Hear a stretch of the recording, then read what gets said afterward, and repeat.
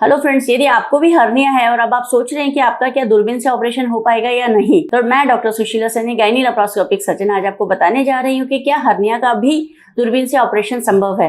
जी हाँ, संभव है। यदि आपको हर्निया है, यानी कि आपको एपिगैस्ट्रिक हर्निया हो या पेट का हर्निया, अम्बिलिकल हर्निया या इंग्वाइनल हर्निया, किसी भी प्रकार का यदि पेट में आपको हर्निया है तो आपका डेफिनेटली दूरबीन से इलाज संभव है।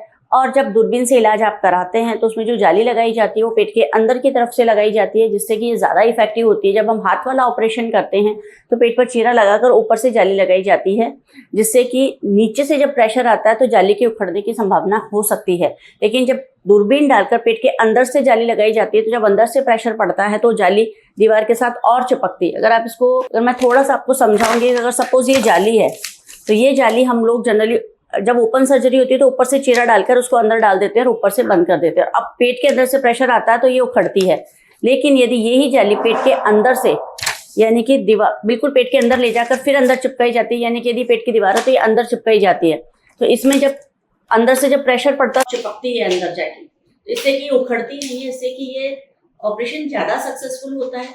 चीरा नहीं लगता तो इसमें मैश के इन्फेक्शन होने के चांसेस कम हो जाते हैं और साथ ही साथ रिकवरी टाइम भी फास्ट हो जाता है। क्योंकि दूरबीन के जितने भी फायदे हैं वो तो हमेशा आपको मिलने ही वाले हैं, लेकिन कुछ एक सर्जरीज में एक्स्ट्रा एडवांटेज भी होता है, जैसे कि हर्निया सर्जरी के अंदर हाथ वाली सर्जरी में इन्फेक्शन की बहुत सारे चांसेस होते हैं, क्योंकि पेट खुल जाता है, हाथों से सर्जरी होती है और जब भी मैश इन्फेक्ट हो जाती है तो उसे फिर हटाना ही पड़ता है। वहीं दूरबीन के अंदर ये सर्जरी काफी मिनिमलिस्टिक होती है। छोटा चीरा लगता है या इंसिजन ना के बराबर होता है, पेट के अंदर उसको डालकर फिर खोला जाता है, जिससे कि इन्फेक्शन के चांसेस बिल्कुल खत्म हो जाते हैं।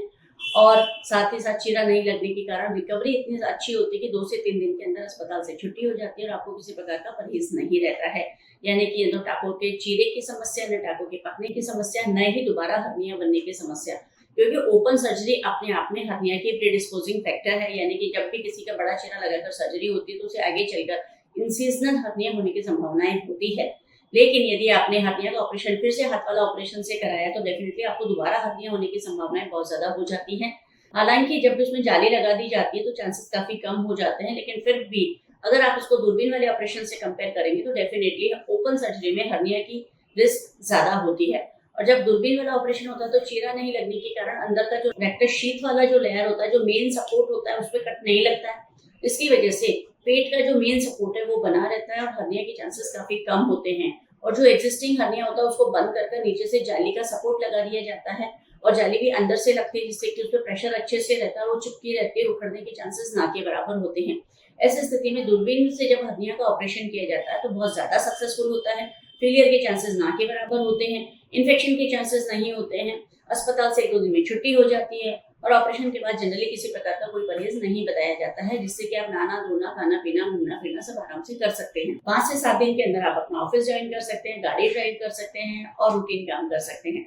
तो आप समझ गए होंगे कि यदि आपको हर्निया है तो आपको दूरबीन वाला ऑपरेशन ही चूज करना है। उसमें भी यदि आप 3D दूरबीन से ऑपरेशन चूज करते हैं तो वो सोने पे सुहागा कहूंगी, क्योंकि 2D और 3D सर्जरी में रात दिन का डिफरेंस होता है। 3D के अंदर क्वालिटी बेटर दिखती है, टिश्यू का डिफरेंशिएशन अच्छा होता है, जिससे कि सर्जरी की क्वालिटी काफी अच्छी हो जाती है और फेलियर के चांसेस बहुत बहुत कम हो जाते हैं और आगे चलकर आपकी क्वालिटी ऑफ लाइफ भी बहुत अच्छी रहती है। इसलिए हमेशा क्वालिटी को चुने, अच्छी सर्जरी चुने और अपने स्वास्थ्य का हमेशा ध्यान रखें।